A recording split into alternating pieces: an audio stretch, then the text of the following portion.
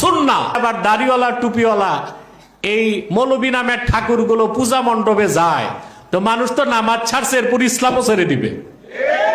তা তোর এত প্রীত হিন্দুদের জন্য, তুই তোর মা বোন বিয়ে দে। আজানকে তার সাথে তুলনা দিয়ে ওই নেতা আখেরাতও হারাইছে, দুনিয়াও হারাইছে, ভোটও গেছে, ভোটও গেছে।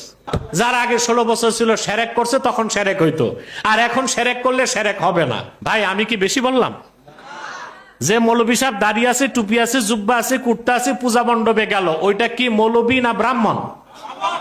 ঠাকুর। ওটা কি ঠাকুর? দেখেন, ঠাকুর ব্রাহ্মণদের পিছে ঘুরবেন না আল্লাহ আল্লাহদের পিছে ঘুরবেন? নিরাশ হবেন না। বাংলাদেশে প্রত্যেক মাসলাকে প্রচুর পরিমাণ আল্লাহ আল্লাহ বুজুর্গ, আলেম, মুহাদ্দিস, মুফাসসির, পীর মাশায়েখ আছে, কিন্তু তারা ফ্রন্টে নাই, মিডিয়াতে নাই, আপনারা চিনেন না।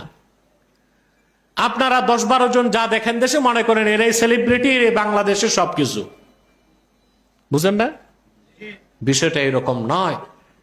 বাংলাদেশে হাজার হাজার মাদ্রাসা আছে।